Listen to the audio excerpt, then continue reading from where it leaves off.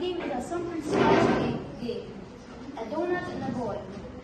You have to catch the ball using the donut.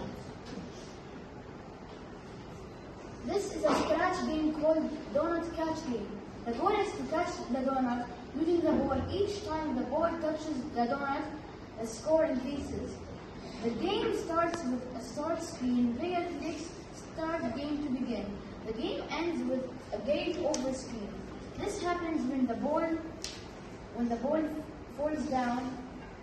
Player can play again via play again button that shows at the end.